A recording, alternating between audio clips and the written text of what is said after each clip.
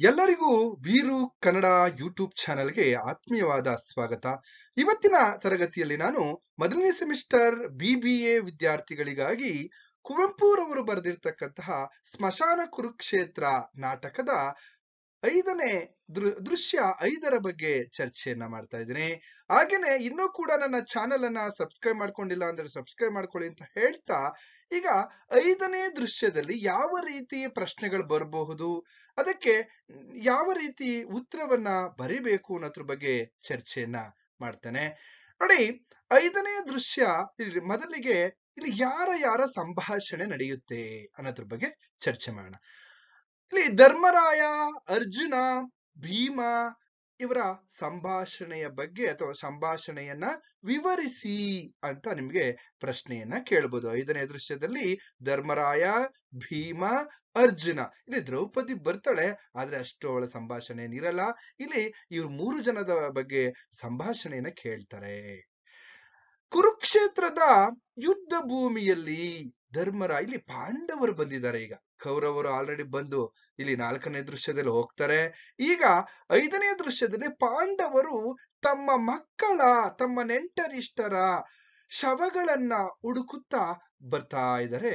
ಈ ಯುದ್ಧ ಭೂಮಿಯಲ್ಲಿ ಬಂದಿದ್ದಾರೆ. ಈಗ ಆ ಬಂದಿರ್ತಕ್ಕಂಥ ಸಂದರ್ಭದಲ್ಲಿ ಧರ್ಮರಾಯ, ಭೀಮ, ಅರ್ಜುನ, ದ್ರೌಪದಿ ಮೊದಲಾದವರು ಬಂದಿದ್ದಾರೆ.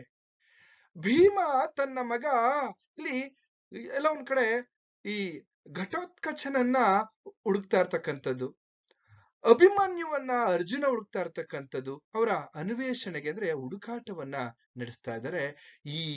ಈ ಒಂದು ಸ್ಮಶಾನವನ್ನ ಅಥವಾ ಈ ಯುದ್ಧದ ಭೀಕರತೆಯನ್ನ ಕಂಡಂತಹ ಧರ್ಮರಾಯ ಇಲ್ಲಿ ಎಲ್ಲೋ ಒಂದ್ ಕಡೆ ಭಯಭೀತನಾಗಿ ದುಃಖದಿಂದ ಇಲ್ಲೆಲ್ಲೋ ಒಂದ್ ಕಡೆ ದುಃಖ ಭರಿತನಾಗಿದ್ದಾನೆ ಅನ್ನೋದನ್ನ ನಾವು ಗಮನಿಸ್ತಾ ಹೋಗ್ಬೋದು. ಇಲ್ಲಿ ನೋಡಿ, ಅವನು ಹೇಳ್ತಾ ಇದ್ದಾನೆ, ಇಷ್ಟು ದಿನಗಳ ಕಾಲ ನಾನು ಎಲ್ಲೋ ಒಂದ್ ಕಡೆ ಈ ಧರ್ಮ ಮಾರ್ಗದಲ್ಲಿ ನಡೆದಿದ್ದಕ್ಕೆ ಸಿಕ್ಕ ಫಲ. ಧರ್ಮರಾಯ ಹೇಳ್ತಾ ಇದ್ದಾನೆ, ನಾನು ಇಷ್ಟು ದಿನಗಳ ಕಾಲ ಧರ್ಮ ಮಾರ್ಗದಿಂದ ನಡೆದಂತದ್ದಕ್ಕೆ ಇದೇನಾ ಸಿಕ್ಕ ಪ್ರತಿಫಲ ಅಂತ ದುಃಖಿಸ್ತಾ ಇದ್ದಾನೆ. ಯಾಕೆಂದ್ರೆ ಆ ಸ್ಮಶಾನ, ಈಗ ಕುರುಕ್ಷೇತ್ರದ ಯುದ್ಧ ಭೂಮಿಯನ್ನ ನೋಡಿ, ಹೆಣಗಳ ರಾಶಿಯನ್ನ ನೋಡಿದಂತಹ ಧರ್ಮರಾಯನ ಮನಸ್ಸಿನಲ್ಲಿ ಈ ರೀತಿಯ ಭಾವನೆಗಳು ಬರ್ತಾ ಇದ್ದಾವೆ. ಹಾಗೇನೆ ಇದು ಭೀಮನೇ, ನೋಡು ನಿನ್ನ ಕೋಪದ ಕಿಚ್ಚಿಗೆ, ಇಲ್ಲಿ ನಿನ್ನ ಕೋಪದ ಕಿಚ್ಚಿನ ಅಟ್ಟಹಾಸಕ್ಕೆ ಇಲ್ಲಿ ದ್ವಾಪರನ ಶ್ರೇಷ್ಠ ಉದ್ಯಾನವನ ಹೇಗೆ ನಾಶವಾಗಿದೆ, ದ್ವಾಪರನ ಸಾಮ್ರಾಜ್ಯ ಹೇಗೆ ನಾಶವಾಗಿದೆ ನೋಡು ನಿನ್ನ ಇಲ್ಲಿ ಎಲ್ಲೋ ಒಂದ್ ಕಡೆ ದ್ವೇಷದ ಕಿಚ್ಚಿಗೆ, ನಿನ್ನ ದ್ವೇಷದ ಬೆಂಕಿಯಿಂದ ಅಂತ ಇಲ್ಲಿ ಭೀಮನಿಗೂ ಬೈತಾ ಇರ್ತಕ್ಕಂಥದ್ದು ಯಾರು? ಧರ್ಮರಾಯ. ಹಾಗೇನೆ ಅಲ್ಲಿ ಭೀಮ ಹೇಳ್ತಾನೆ, ಹೌದು ನಿಜ, ಇಲ್ಲಿ ಅಧರ್ಮವೆಂಬ ಉದ್ಯಾನವನವನ್ನ ಅಥವಾ ಅಧರ್ಮವೆಂಬ ಈ ಸ್ಮಶಾನ ಕುರುಕ್ಷೇತ್ರದಲ್ಲಿ ಅಧರ್ಮ ಇತ್ತು, ಅದನ್ನ ಇಲ್ಲಿ ಪುಣ್ಯ ಎಂಬ ಅಗ್ನಿಯಿಂದ ನಾಶವಾಗಿದೆ. ಪುಣ್ಯ ಎನ್ನುವಂತಹ ಅಗ್ನಿದೇವ ಇಲ್ಲಿ ನಾಶವ ಮಾಡಿದ್ದಾನೆ ಅಂತಕ್ಕಂಥದ್ದು. ಆಗ ಅರ್ಜುನ ಇಲ್ಲಿ ಮತ್ತೆ ಹೇಳ್ತಾನೆ, ಅಧರ್ಮದ ಸ್ಥಾಪನೆ ಕೊನೆಯಾಗಿ ಈಗ ಧರ್ಮ ಸ್ಥಾಪನೆಯನ್ನ ಮಾಡುತ್ತಿದ್ದೇನೆ ನಾನು ಅಂತ, ಬೇಕಾದ್ರೆ ನೀನು ಹೋಗಿ ಆ ಕೃಷ್ಣನನ್ನ ಕೇಳು ಅಂತ ಹೇಳ್ತಾರೆ. ಆಗ ದ್ರೌಪದಿ ಮುಗುಳ್ನಗುತ್ತಾ ಸರಿಯಾಗಿ ಹೇಳಿದೆ ಅನ್ನೋ ರೀತಿಯಲ್ಲಿ ಅಲ್ಲಿ ಸಮ್ಮತಿಸ್ತಾಳೆ. ಭೀಮ ಹೇಳ್ತಾನೆ, ಹೋಗಿ ನೀನು ಕೃಷ್ಣನನ್ನ ಕೇಳು, ಯಾಕೆ ಈ ರೀತಿ ಆಯ್ತು ಅಂತಕ್ಕಂಥದ್ದು. ಹಾಗೇನೆ ಎಲ್ಲೋ ಒಂದ್ ಕಡೆ ಬೋಧನೆಯ ಮಾರ್ಗದ ಮೂಲಕ ವಿಕಾಸವೆಂದರೆ ಶತಮಾನಗಳು ಬೇಕು. ತತ್ವಗಳು, ವೇದಾಂತಗಳು, ಬೋಧನೆಗಳನ್ನ ಹೇಳ್ತಾ ಇದ್ರೆ ಸಮಾಜ ಬದಲಾಗ್ಬೇಕು ಅಂತ ಅಂದ್ರೆ, ಅಥವಾ ಅಧರ್ಮ ಹೋಗಲಾಡಿಸ್ಬೇಕು ಅಂದ್ರೆ ಶತಮಾನಗಳು ಬೇಕು. ಆದರೆ ನೋಡು, ನಾನು ಕ್ರಾಂತಿಯ ಮಾರ್ಗದಿಂದ 2 ದಿನದಲ್ಲಿ ಬದಲಾವಣೆಯನ್ನ ಮಾಡಬಹುದು. ಕ್ರಾಂತಿಯ ಮಾರ್ಗ ಹಿಡಿದ್ರೆ 2 ದಿನದಲ್ಲಿ ಬದಲಾವಣೆ ಮಾಡಬಹುದು. ಅದಕ್ಕೆ ನೋಡು, 18 ದಿನಗಳಲ್ಲಿಯೇ ಅಧರ್ಮವನ್ನ ನಾನು ಹೋಗಲಾಡಿಸಿದ್ದೇನೆ, ಧರ್ಮ ಸ್ಥಾಪನೆಯನ್ನ ಮಾಡ್ತಾ ಇದ್ದೀನಿ ಅಂತ ಇಲ್ಲಿ ಭೀಮ ಧರ್ಮರಾಯನಿಗೆ ಹೇಳ್ತಕ್ಕಂತಹ ಸನ್ನಿವೇಶ.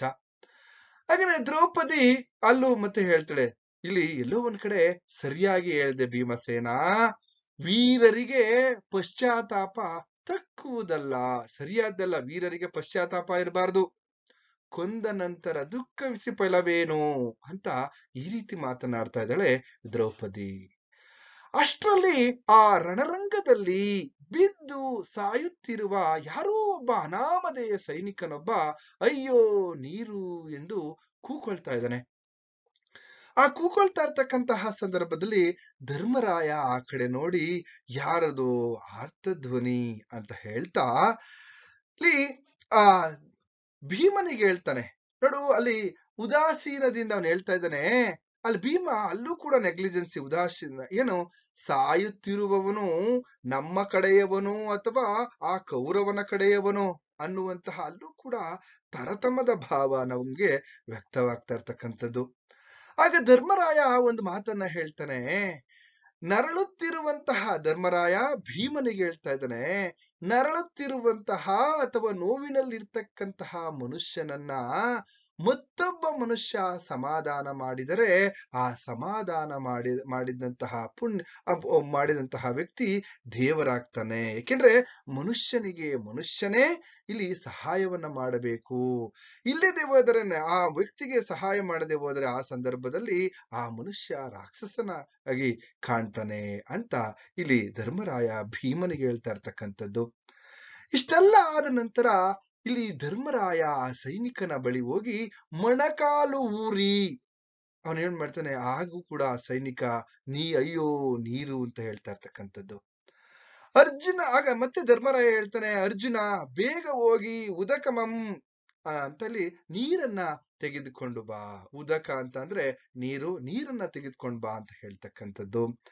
ಆಗ ಭೀಮ ದೂರದಿಂದಲೇ ಅಗ್ರಜ ಅಂದ್ರೆ ಅಣ್ಣ, ಅಗ್ರಜ ಅಲ್ಲಿ ಮತ್ತೆ ನಾನು ಆಗ್ಲೇ ಹೇಳ್ದಾಗೆ ಅವನು ನಮ್ಮ ಕಡೆಯವನೋ ಅಥವಾ ಕೌರವರ ಕಡೆಯವನೋ ಮೊದಲು ಕೇಳು ಅಂತಕ್ಕಂಥದ್ದು.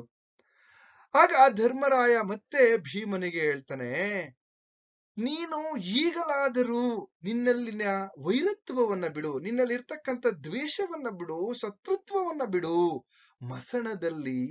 ಮರಣದಲ್ಲಿ ನೋಡಿ ಎಂತಹ ಮಾತನ್ನ ಹೇಳ್ತಾ ಇದ್ದಾನೆ ಧರ್ಮರಾಯ ಭೀಮನಿಗೆ ಅಂದ್ರೆ, ಮಸಣದಲ್ಲಿ ಮತ್ತೆ ಮರಣದಲ್ಲಿ ನಾವು ಯಾರೇ ಆದರೂ ಎಲ್ಲರೂ ಯಮನ ಕಡೆಯವರು. ನಮ್ಮವರು ಇಲ್ಲಿ ನಿಮ್ಮವರೆಂಬ ಭೇದ ಭಾವ ಬೇಡ. ಈಗಿರಬೇಕಾದ್ರೆ ನೀನೇಕೆ ನಿಷ್ಕರುಣೆಯಿಂದ ಮಾತನಾಡ್ತಾ ಇದೀಯ? ಅವನು ಸಾಯ್ತಾ ಇದ್ದಾನೆ.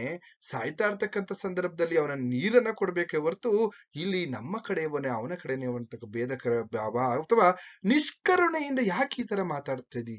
ಶತ್ರುತ್ವ, ಸ್ನೇಹ, ಅತಿಯಾಸೆ, ಮತ್ಸರ, ಹೋರಾಟ ಇವೆಲ್ಲವೂ ಮುಕ್ತಿಯ ಸಂದರ್ಭದಲ್ಲಿ ಕೊನೆಯಲ್ಲಿ ನಾಶವಾಗುತ್ತವೆ. ನೋಡು, ಮುಕ್ತಿ ಅಂದ್ರೆ ಸಾಯುವಂತಹ ಸಂದರ್ಭದಲ್ಲಿ ಶತ್ರುತ್ವ ಆಗಿರ್ಬೋದು, ಸ್ನೇಹ ಆಗಿರ್ಬೋದು, ವೈರತ್ವ ಆಗಿರ್ಬೋದು, ದ್ವೇಷ ಆಗಿರ್ಬೋದು ಯಾವುದು ಉಳಿಯೋದಿಲ್ಲ, ಮಣ್ಣಲ್ಲಿ ಮಣ್ಣಾಗ್ಬಿಡ್ತದೆ ಅಂತಕ್ಕಂಥದ್ದು. ಆಗ ಭೀಮ, ದ್ರೌಪದಿ ಕೇಳಿದೆಯಾ ಅಗ್ರಜನ ಮಾತನ್ನ ಅಂತ ಹೇಳ್ತಕ್ಕಂಥದ್ದು. ನಾನು ನಿಷ್ಕರುಣೆಯಂತೆ, ಯಾಕೆಂದ್ರೆ ಧರ್ಮರಾಯ ಭೀಮನಿಗೆ ಹೇಳ್ದಂತ ಸಂದರ್ಭದಲ್ಲಿ ಹೇಳ್ತಾ ಇರ್ತಕ್ಕಂಥ ನಾನು ಕರುಣೆ ಇಲ್ಲದವನಂತೆ. ಇವರೆಲ್ಲರೂ ಮಹಾ ಕರುಣಿಗಳಂತೆ. ಯುದ್ಧದಲ್ಲಿ ನಾನು ದುರ್ಯೋಧನನಿಗೆ ಗದೆಯನ್ನ ಬೀಸದೆ ಇದ್ದರೆ ಅಥವಾ ಇಲ್ಲಿ ಗದೆಯನ್ನ ಬಿಸಾಕಿದ್ರೆ ಕರುಣೆಯಿಂದ ಇದ್ದಿದ್ದರೆ ಇವರಿಗೆ ಇವಾಗ ಈ ಗತಿಯೇ ಬರುತ್ತಿತ್ತು ಅಥವಾ ಇವರಿಗೆ ಯಾವ ಗತಿ ಬರುತ್ತಿತ್ತು ಯೋಚಿಸಿ ಅಂತ ಹೇಳ್ತಾ ಇರ್ತಕ್ಕಂಥದ್ದು. ಮತ್ತೆ ಧರ್ಮರಾಯ ಇಲ್ಲಿ ಮಾತನಾಡ್ತಾನೆ. ಧರ್ಮರಾಯ ಅರ್ಜುನನಿಗೆ ಕರುಣೆಯ ಮಹತ್ವವನ್ನ ತಿಳಿಸ್ತಾನೆ. ಏನು ಕರುಣೆ ಅಂದ್ರೆ, ಯಾಕೆ ಮನುಷ್ಯನಿಗೆ ಕರುಣೆ ಮುಖ್ಯ ಅಂತಕ್ಕಂಥದ್ದನ್ನ ನೋಡು. ಕಟ್ಟ ಕಡೆಗೆ ನಮಗೆ ಕರುಣೆಗೆ ಇಲ್ಲಿ ಕರುಣೆಗೆ ಶರಣಾಗ್ಬೇಕು ನಾವು. ದಯೆ ಎಂಬುದು ಸಚ್ಚಿದಾನಂದ, ಸಚ್ಚಿದಾನಂದನ ಭಗವಂತನ ಮತ್ತೊಂದು ರೂಪ. ಹಾಗೇನೆ ಅನುಜ ಅಂದ್ರೆ ತಮ್ಮನೇ, ನಿನಗೆ ಗೊತ್ತಿಲ್ವಾ?